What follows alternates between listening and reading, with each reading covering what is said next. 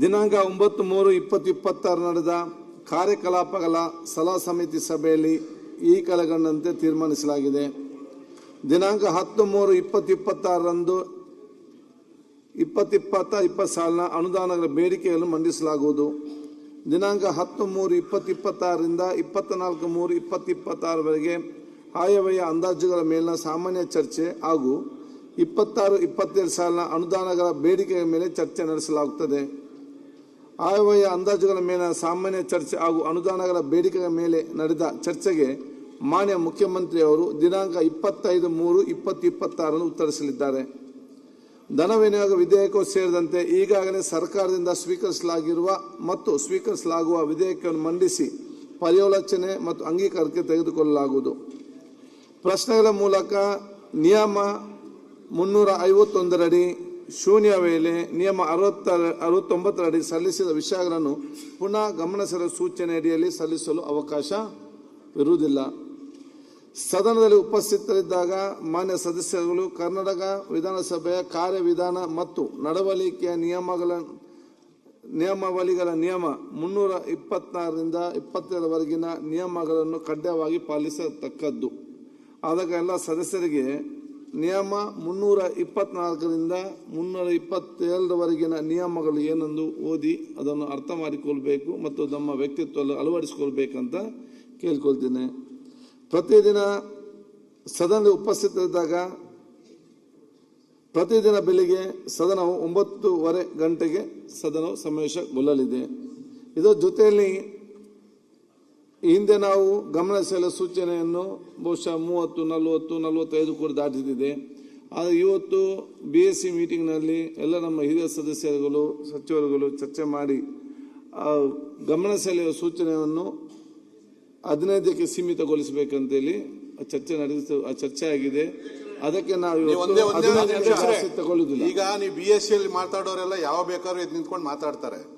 ನಮ್ಗೆ ಇರೋವಂಥದ್ದೇ ಗಮನ ಸೆಳೆಯೋದ್ರಲ್ಲಿ ಬಿಟ್ರೆ ಇನ್ನು ಪ್ರಶ್ನೆಯಲ್ಲಂತೂ ನಮ್ದಂತೂ ಬರೋದೇ ಇಲ್ಲ ಬಿಡ್ರಿ. ಯಾರ್ಯಾರ್ದೋ ಲಾಟ್ರಿ ಗಮನ ಸೆಳೆಯೋದಲ್ಲಿ ಅವಕಾಶ ಇದೆ. ಮಾಡಿದ್ರೆ ಅವರ ಕ್ಷೇತ್ರ ಯಾರು ಇದ್ ಮಾಡ್ತಾರೆ. ದಯವಿಟ್ಟು ನಮ್ಮ ಹಕ್ಕುಗಳು ಇದ್ ಮಾಡಬೇಡಿ ಅಧ್ಯಕ್ಷ, ಅವ್ರು ಹೇಳಿದ್ರು ಅಂತ ಹೇಳಿ ಮಿನಿಮಮ್ ಅಟ್ಲೀಸ್ಟ್ ಒಂದು 25-30 ಆದ್ರೂ ಇಡಿ ದಯವಿಟ್ಟು.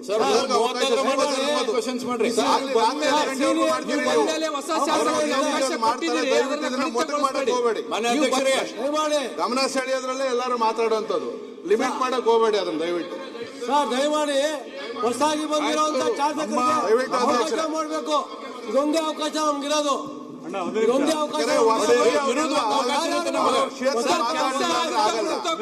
ಮತ್ತೆ ಬೇರೆ 69 ಅರ್ಧ ಗಂಟೆಯಲ್ಲಿ ನೀವು ಕೊಡೋದಿಲ್ಲ, ಅವಕಾಶ ಇರಲ್ಲ. ಇರೋದೊಂದು ಅವಕಾಶ ಕಳೆಯೋದು ಬೇಡ ದಯವಿಟ್ಟು. ಜಾಸ್ತಿ ಮಾಡಿ ಲಿಮಿಟ್ ಮಾಡಕ್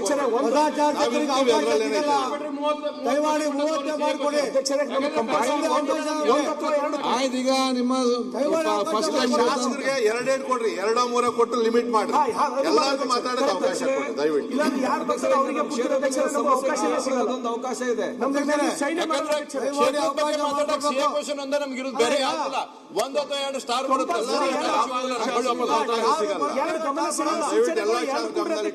ಹೇಳಿದ್ರಲ್ಲ ಈಗ ಶಾಸಕರಿಗೆ 2 ಅವಕಾಶ ಆಯ್ತು ಹೇಳಿ ಸರ್. 20 ಆಯ್ತು ಲಿಮಿಟ್ ಮಾಡ್ಬೇಡ ಸರ್.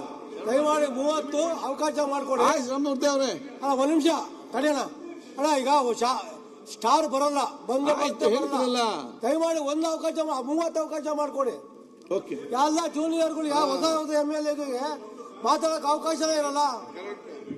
ದಯಮಾಡಿ ಹಿಂದೆ ಇರೋರ್ಗೆ ಅವಕಾಶ ಸಿಗ್ತಾ ಇಲ್ಲ. ನಮ್ಗೆ ಅವಕಾಶ ಮಾಡ್ಕೊಡ್ಬೇಕು ಅಂತ ಕೇಳ್ಕೊಂತೀವಿ.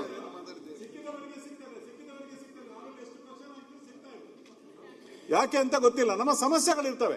ಆ ಸಮಸ್ಯೆಗೆ ಸಿಕ್ಕಿದ್ರು ನೀವು ಮಾತಾಡ್ಲಿಕ್ಕೆ ನಮಗೆ ಸಮಯ 5 ನಿಮಿಷ ಸಮಯ ಸಹ ಕೊಡ್ಲಿ. ಅದನ್ನು ಸಹ ಕೊಡಿ. ಮತ್ತೆ ಯಾವತ್ತು ಕ್ಯಾನ್ಸಲ್ ಮಾಡಬೇಡಿ ದಯವಿಟ್ಟು. ಅಧ್ಯಕ್ಷರೇ ಆರಂಭದ ದಿನಗಳಿಂದಲೂ ಕೂಡ ಮೊದಲನೇ ಬಾರಿ ಯಾರು ಗೆದ್ದಿದ್ದಾರೆ ಅವರಿಗೆಲ್ಲ ಅವಕಾಶ ಕೊಟ್ಟಿದ್ದೀರಿ. ಈಗಲೂ ನಮಗೆ ಗಮನ ಸೆಳೆಯುವ ಅವಕಾಶ ಕೊಡಿ. ಯಾಕಂದ್ರೆ ರಾತ್ರಿ 12 ತನಕ ಕೂರಿಸ್ಕೊಂಡು ನಮಗೆ ಅವಕಾಶ ಮಾಡಿ ಕೊಟ್ಟಿದ್ದೀರಾ. ಯಾಕಂದ್ರೆ ಗಮನ ತೆರೆದೇ ಹೋದ್ರೆ ನಮ್ಮ ಕಾರ್ಯಗಳೇ ಆಗದೆ ಇರುವಂತ ಸ್ಥಿತಿ ನಿರ್ಮಾಣ ಆಗುತ್ತೆ. ನಿಮ್ಗೆ ಮಾತಾಡೋದು ಗೊತ್ತಾಗಿದೆ.